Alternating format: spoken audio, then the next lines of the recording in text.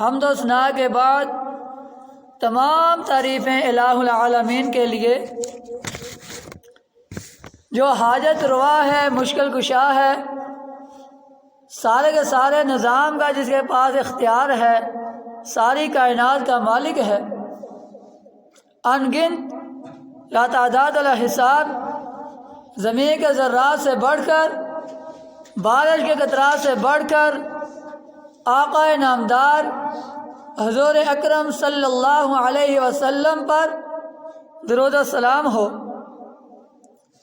جیسا کہ آپ حضرات کو بخوبی علم ہے، رجب کا مہینہ شروع ہے، آج 7 رجب ہے، تو آج کا موضوع ہے رجب کی بدعات۔ سب سے پہلے قرآن مجید فرقان حمید کی آپ حضرات کے سامنے جو آیت پیش کی ہے، اس میں اللہ تعالیٰ فرماتے ہیں ان عدت الشہور عند اللہ 12 شہرا فی کتاب اللہ، بے شک مہینوں کی گنتی اللہ تعالیٰ کے ہاں کتاب کے اندر 12 ہے۔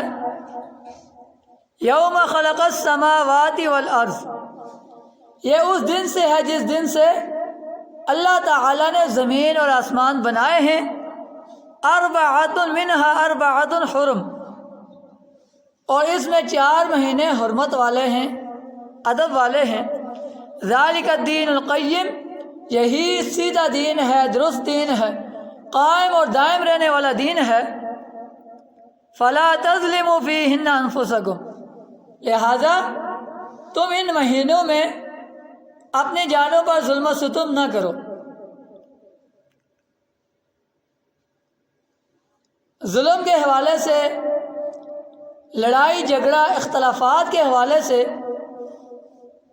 سال کے 12 مہینوں کے اندر، ہر دن کے اندر، ہر رات کے اندر، ہر ہفتے کے اندر، ہر سال کے اندر، ہر ماہ کے اندر منع کیا گیا ہے کہ لڑائی جھگڑا نہ کریں، اختلافات نہ کریں، ان چیزوں سے دور رہیں۔ لیکن خاص طور پر 4 مہینوں کے اندر لڑائی جھگڑا کرنا، اختلاف کرنا، اپنی جانوں پر ظلم کرنا، ستم کرنا، اس کو حرام قرار دیا گیا ہے۔ زمانہ جاہلیت کے اندر بھی بتوں کی پوجا کرنے والے غیر مسلم لوگ ان مہینوں کا تقدس کرتے تھے، احترام کرتے تھے۔ جب یہ مہینے آتے تھے وہ لڑائی جھگڑا، اختلافات، قتال روک دیتے تھے۔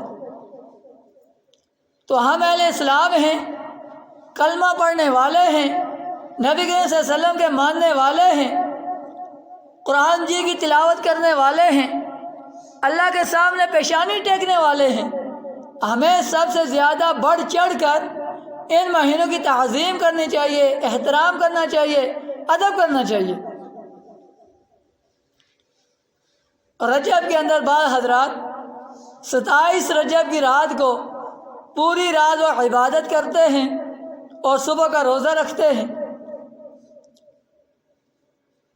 جو کہ دین اسلام کے اندر ایک کا کوئی ثبوت نہیں ملتا، نہ ہی 27 رجب کی رات کو عبادت کا ملتا ہے، مختص کر کے، خاص کر کے، دن کا فکس کر کے، اور نہ ہی صبح روزہ رکھنے کا کوئی وجود ہے۔ اور نہ ہی رجب کے اندر نبی کریم صلی اللہ علیہ وسلم نے ہمیں حکم دیا ہے کہ آپ کثرت کے ساتھ روزے رکھیں، یا 28 رجب کا روزہ رکھیں، 27 کا رکھیں۔ نبی کریم صلی اللہ علیہ وسلم نے فرمایا جو شخص کوئی ایسا عمل کرتا ہے جس کا میں نے حکم نہیں دیا تو وہ عمل بدعت ہے۔ تو اس لیے یہ عمل اگر ہم اپنی طرف سے کریں گے تو یہ بدعت بن جائے گا۔ حدیث شریف میں آتا ہے، یہ جو آیت آپ کے سامنے ابھی پڑھی ہے، یہ سورۃ التوبہ کی آیت نمبر 36 ہے، 36۔ آگے حدیث شریف میں فرمایا السنۃ 12 شہرا منها 4 حرم، سال 12 مہینوں کا ہے، اس میں 4 مہینے حرمت والے ہیں، ادب والے ہیں۔ ثلاثۃ متوالیات، 3 مہینے پے در پہ ہیں، یعنی گھٹے ہیں۔ ایک کے بعد دوسرا، دوسرے کے بعد تیسرا، اور وہ کون سے ہیں؟ ذوالقعدہ و ذوالحجہ والمحرم۔ ایک ذوالقعدہ کا مہینہ ہے، اور ایک ذوالحج کا، اور ایک محرم کا، یہ 3 مہینے ہیں۔ اور چوتھا کون سا ہے؟ ورجب، اور چوتھا رجب ہے۔ مضر الذی بین جمادی و شعبان، جمادی الثانی اور شعبان کے درمیان میں آتا ہے۔ ذوالقعدہ، ذوالحج، محرم اور رجب، یہ 4 مہینے خاص طور پر اس میں نبی کریم صلی اللہ علیہ وسلم نے سختی کے ساتھ منع کیا ہے کہ ان مہینوں کے اندر لڑائی جھگڑا کرنا، اختلاف کرنا، اپنے جانب پر ظلم و ستم کرنا، یہ منع کیا گیا ہے۔ اور ان مہینوں کے اندر زیادہ سے زیادہ عبادت کر سکتے ہیں، زیادہ سے زیادہ عبادت کریں، نماز پڑھیں، قرآن کی تلاوت کریں، اللہ تعالی سے معافی مانگیں، اور ان چیزوں سے دور رہیں، کیونکہ غیر مسلم بھی ان مہینوں کی تعظیم کرتے ہیں، ان مہینوں کے اندر لڑائی جھگڑا اختلافات سے دور رہتے ہیں۔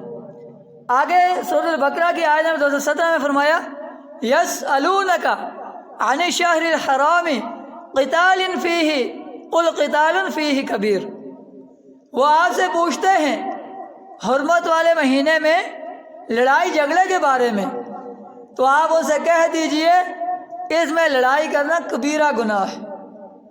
جو بڑے بڑے گناہ ہیں ان مہینے کے اندر لڑائی جھگڑا کرنا، اختلاف کرنا ان بڑے گناہوں میں شمار کیا جاتا ہے۔ یہ سورۃ البقرہ کی آیت نمبر 217 میں ہے یسألونک عن الشہر الحرام قتال فیہ قل قتال فیہ کبیر، یعنی یہ بڑے گناہوں میں شمار کیا جائے گا ان مہینوں کے اندر لڑائی جھگڑا کرنا، اختلاف کرنا، تو اس لیے ہمیں ان کاموں سے دور رہنا چاہیے۔ مسجد کے لیے سر کٹانے کو تیار ہے، لیکن مسجد میں سر جھکانے کو تیار نہیں۔ ایک بندہ، اور یہ 50 سالہ زندگی ہو گئی، 100 سالہ ہو گئی، وہ پوری اپنی زندگی میں ایک دن مسجد میں نہ آیا ہو، ایک سجدہ نہ کیا ہو، نماز نہ پڑھی ہو، نماز آتی نہ ہو، اگر کوئی مسجد کے اختلاف کی بات کرے گا، مسجد کی بے حرمتی کی بات کرے گا، مسجد کی گستاخی کرے گا، وہ سر کٹانے کو تیار ہو جائے گا۔ مسجد کی حفاظت کرنے کے لیے کھڑا ہو جائے گا، مسجد کے لیے سر کٹانے کو تیار ہے، لیکن مسجد میں سر جھکانے کو تیار نہیں۔ اگر وہ مسجد میں نماز نہیں پڑھتا، اپنا سر نہیں جھکاتا، رب کے سامنے پیشانی نہیں ٹیکتا، تو اس کا مسجد کی حفاظت کرنے کا کوئی مقصد نہیں ہے۔ مقصد تب بنتا ہے جب وہ نماز پڑھنے والا ہو، روزے رکھنے والا ہو، حقوق اللہ، حقوق العباد کا خیال رکھنے والا ہو، دین اسلام پر مر مٹنے والا ہو، تب اس کا دفاع اسے اجر دے گا۔ نبی کریم صلی اللہ علیہ وسلم کا نام سنتے ہی جھوم جاتے ہیں، نبی کریم صلی اللہ علیہ وسلم کا نام سنتے ہی جھوم جاتے ہیں، اور نبی کریم صلی اللہ علیہ وسلم کا حکم مانتے ہی، سنتے ہی گھوم جاتے ہیں۔ جب نبی کا نام لیا جائے جھوم کر کہتے ہیں صلی اللہ علیہ وسلم، اور نبی کی تعظیم کے لیے، احترام کے لیے کھڑے ہو جاتے ہیں، نبی کا نام سنتے ہی جھوم جاتے ہیں، ولولہ دکھاتے ہیں، جوش دکھاتے ہیں۔ لیکن جب حکم ہوتا ہے نماز پڑھو، نماز نہیں پڑھتے، روزہ رکھو، روزہ نہیں رکھتے، قرآن جی کی تلاوت کرو، تلاوت نہیں کرتے، مساجد کو مسجد کو آباد کرو، عبادت نہیں کرتے، تو جھومنے کا کوئی مقصد نہیں ہے۔ جب 12 ربیع الاول آتا ہے جلسے نکالتے ہیں، باہر روڈوں پہ نکلتے ہیں، علی علی کے نعرے لگاتے ہیں، نبی کی ولادت کے نعرے لگاتے ہیں، جشن مناتے ہیں، زور اور عصر کی نماز کا پتہ نہیں ہوتا۔ جب تک نماز کے پابند نہیں ہیں، اب تک کوئی عمل قابل قبول نہ ہوگا۔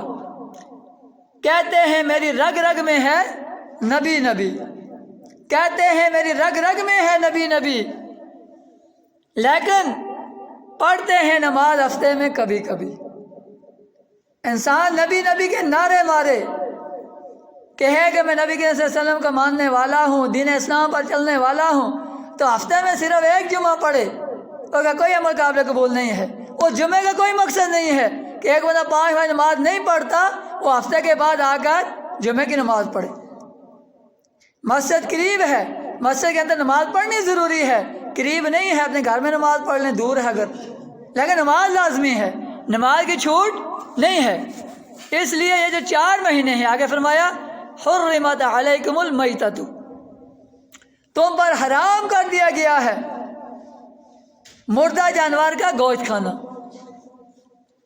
والدم، مردہ جانور حرام ہے اور بہتا ہوا لہو حرام ہے، ولحم الخنزیر، اور خنزیر کا گوشت کھانا بھی حرام ہے، وما اہل لغیر اللہ، اور اس جانور کا گوشت کھانا جس پر غیر اللہ کا نام لیا گیا ہو۔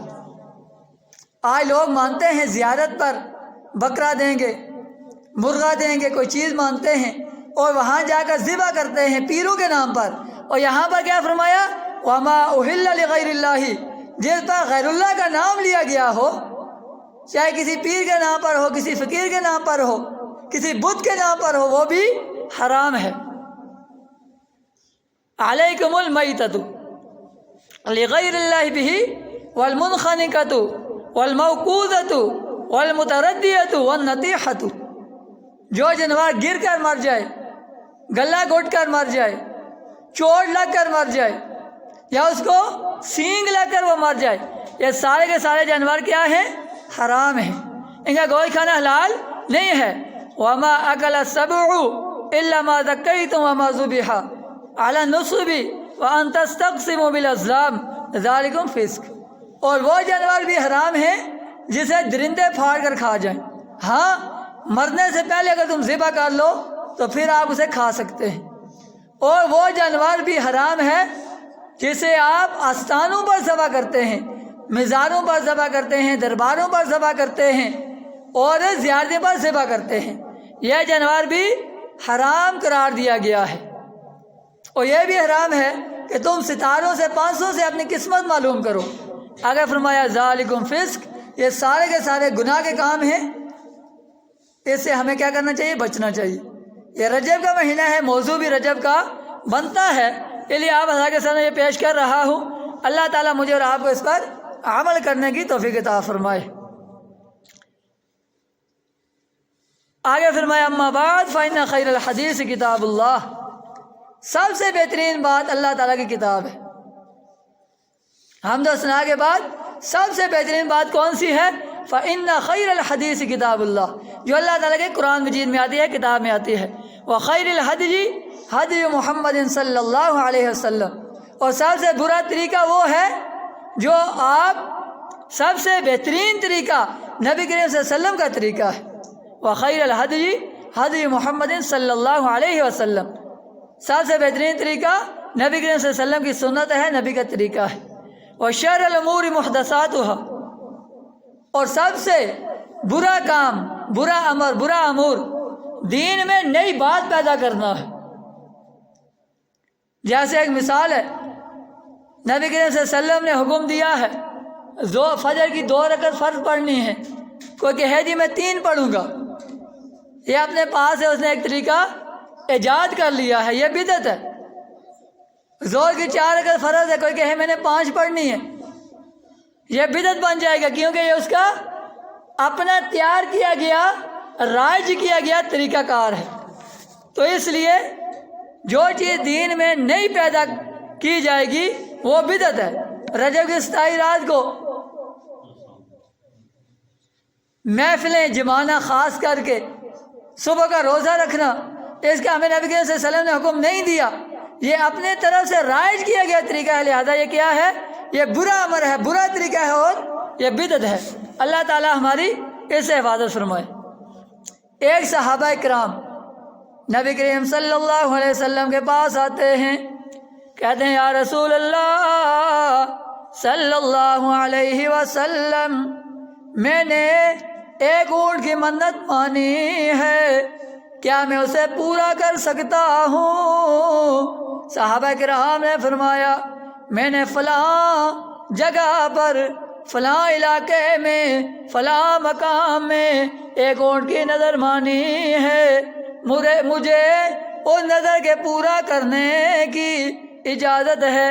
نبی کریم صلی اللہ علیہ وسلم نے فرمایا من احدث فی امرنا ھذا ما لیس منہ فہو رد۔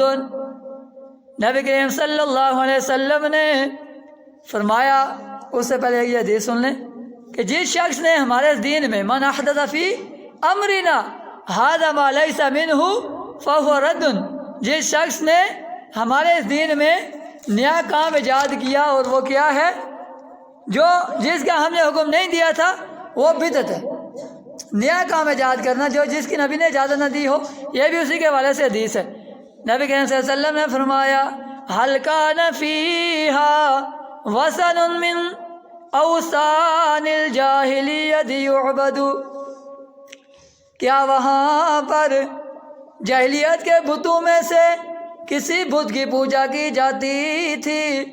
صحابہ کرام نے کہا یا رسول اللہ صلی اللہ علیہ وسلم، وہاں پر کسی بت کی پوجا نہیں کی جاتی تھی۔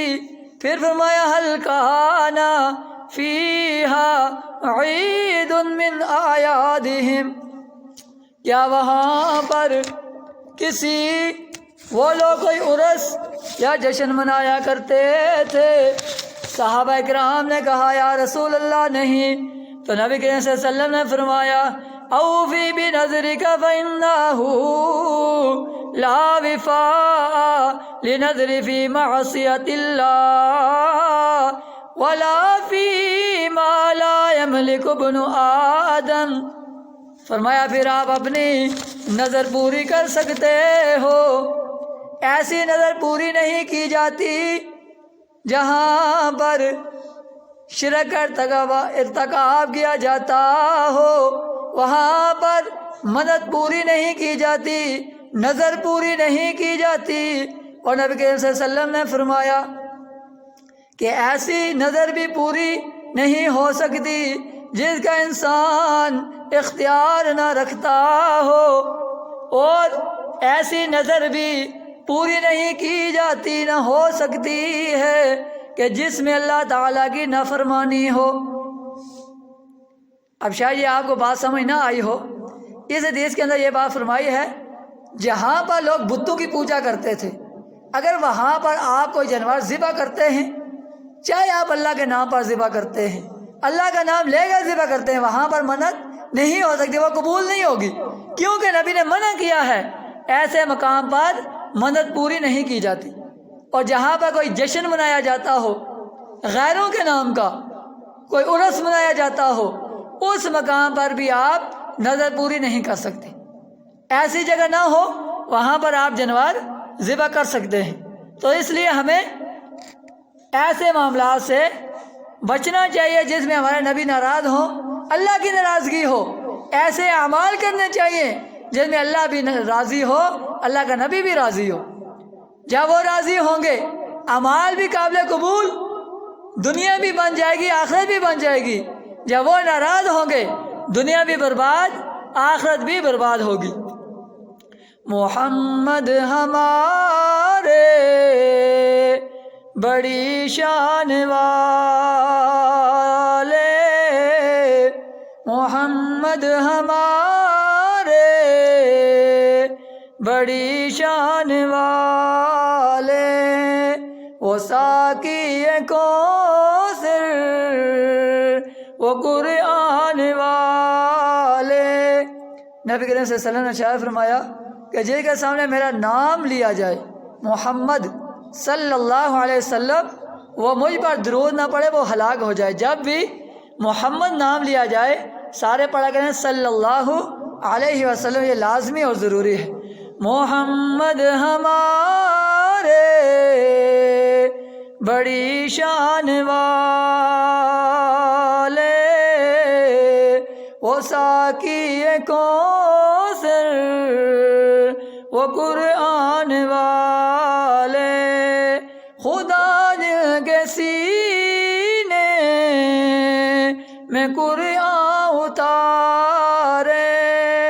خدا جن کے سینے میں قرآن اتارے، مزمل کہے اور مدثر پکارے، مزمل کہے اور مدثر پکارے، ملے جن کو رتبے خدا سے نرالے، ملے جن کو رتبے خدا سے نرالے، محمد ہمارے بڑی شان والے صلی اللہ علیہ وسلم، وہ رحمت للعالمین ہیں، کیسے نبی ہیں، کفار کے لیے بھی رحمت بن کر آئے ہیں، مسلمانوں کے لیے بھی رحمت بن کر آئے ہیں، کائنات کی ہر چیز کے لیے رحمت بن کر آئے ہیں، غیر مسلم کی بتوں کی پوجا کرنے والوں کی بھی، مظلوموں کی حفاظت کرتے ہیں، اہل اسلام کی بھی حفاظت کرتے ہیں، اور ساری کائنات کو کلمے کی دعوت دیتے ہوئے جہنم سے دور بھگانے والے ہیں، اور جنت کے قریب کرنے والے ہیں، جنت کا راستہ دکھانے والے ہیں۔ فرمایا من عمل عملا لیس علیہ امرنا فہو رد۔ یہ جو حدیثیں آپ کے سامنے پیش کروں گا، 3-4 حدیثیں ہیں، یہ ساری کی ساری حدیثیں اس بات پر ہیں جو انسان دین میں نیا کام نکالتے ہیں، عرس منانا، جشن منانا، قرآن و سنت کے خلاف کوئی اپنے پاس سے بات نکالنا جو قرآن و سنت کے اندر موجود نہ ہو۔ اس میں فرمایا من عمل عملا لیس علیہ امرنا فہو رد، یہ مسلم شریف کی حدیث ہے۔ فرمایا جو شخص کوئی ایسا عمل کرتا ہے جس میں ہمارا امر نہ ہو وہ مردود ہے۔ آگے فرمایا من کذب علیہ متعمدا، مجھ پر کبھی بھی جھوٹ نہ بولو، من کذب مجھ پر جھوٹ نہ بولو، علیہ متعمدا، جو شخص جان بوجھ کر مجھ پر جھوٹ بولتا ہے، فلیتبوأ مقعدہ من النار، وہ جان لے اس کا ٹھکانہ جہنم ہے۔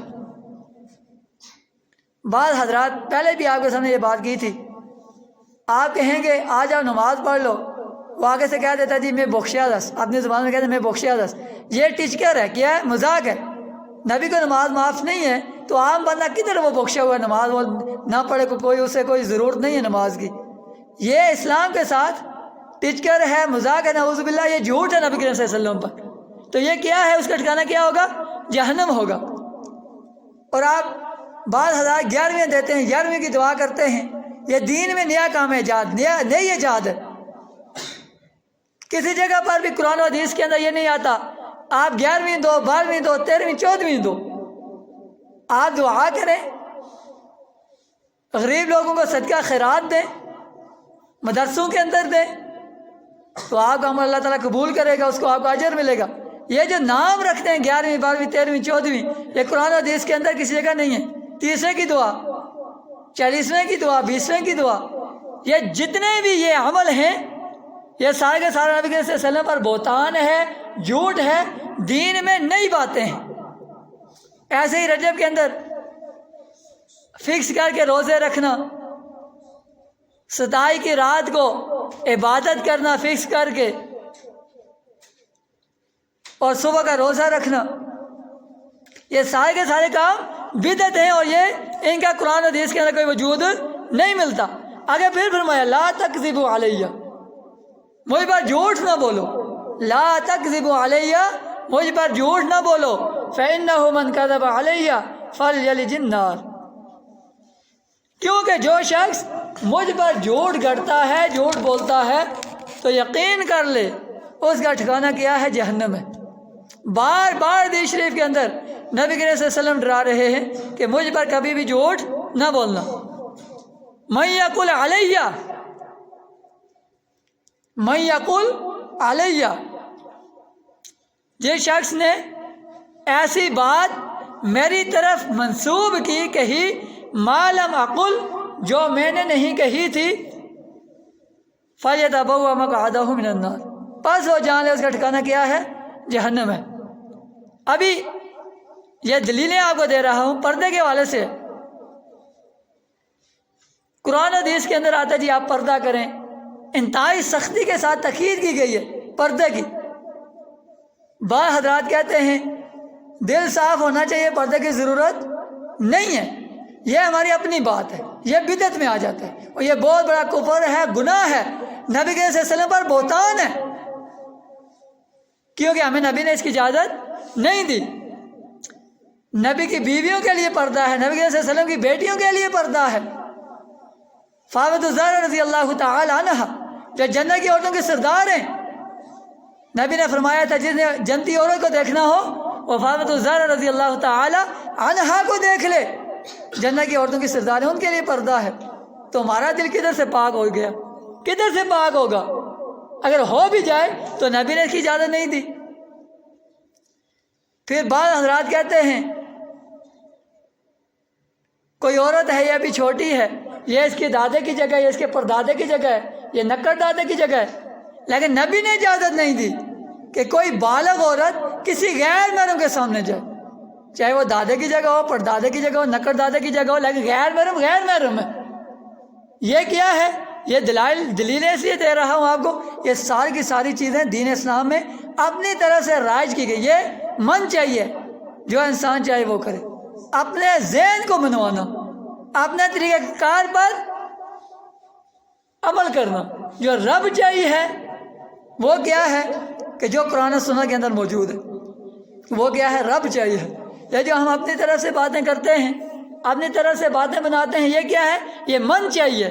اور یاد رکھنا جب انسان من چاہی کرتا ہے، قرآن و سنت سے دور ہٹ کر وہ اپنا طریقہ مناتا ہے، اس پر چلتا ہے، اسی پر عمل کرتا ہے جو قرآن و سنت میں نہیں ہے، اس کو اسے نقصان ہوگا دنیا میں بھی اور آخرت میں بھی۔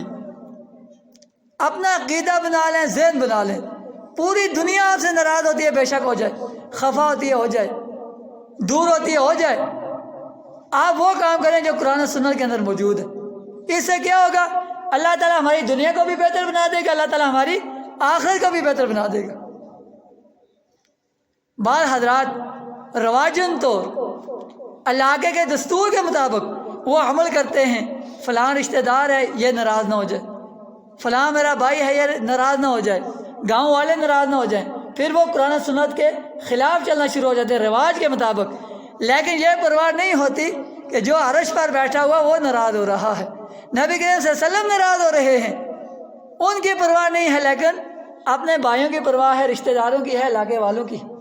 اگر ہم یہ پرواہ کرتے ہوئے دین اسلام کے خلاف چلیں گے، قرآن و سنت کے خلاف چلیں گے، یاد رکھنا دنیا میں بھی پریشانیاں، مصیبتیں، ٹینشنیں ہمیں گھیر لیں گی اور آخرت کے اندر بھی ہمیں جہنم کے اندر ڈال دیا جائے گا۔ اور پھر کیا ہوگا؟ ٹھیک ہے، سب سے بڑا نقصان ہے ہم نماز سے دور ہو جائیں گے، نماز نہیں پڑھ سکیں گے، سستی ہوگی، خوف نظر آئے گا، ٹھنڈا پانی نظر آئے گا، انسان کا سانس نکلنے والا ہو جائے گا کہ اب یہ اس کے قریب میں جاؤں گا میں مر جاؤں گا، کیسے وضو کروں گا؟ یہ کیا مین مسئلہ اس کا کیا ہے؟ مین مسئلہ یہ ہوتا ہے یہ پیچھے سے ہماری خرابیاں ہیں۔ کیا خرابیاں ہیں؟ کہ ہم قرآن و سنت کو چھوڑ کر غیر اللہ کے طریقوں پر چلتے ہیں، من چاہی زندگی گزارتے ہیں، اس کا یہ نقصان ہوتا ہے۔ اللہ کیا کہتے ہیں کہ جب میں آپ سے ناراض ہوتا ہوں تو میں تم سے رزق نہیں چھینتا، رزق میں زیادہ سے زیادہ دوں گا، لیکن سجدے کی توفیق چھین لوں گا، نماز میں سستی آ جائے گی، کوئی نہ کوئی پریشانی ایسی بن جائے گی، ٹینشن بن جائے گی، آپ نماز سے دور رہیں گے۔ تو ایک اور مثال میں آپ کو دیتا ہوں، کئی بھائیوں کے ساتھ ایسا ہوا ہوگا، ایک آدمی ہے وہ جمعے کے دن غسل کرتا ہے، نیک کپڑے پہنتا ہے، بڑے جذبے کے ساتھ، شوق کے ساتھ، ولولے کے ساتھ وہ مسجد میں آنے کے لیے تیار ہے، رستے میں آ رہا ہے، اسے کوئی نہ کوئی مصیبت پڑ جائے گی، کوئی مجبوری لاحق ہو جائے گی، وہ جمعہ پڑھنے سے رہ جائے گا، وہ اپنے کام کو نکل جائے گا۔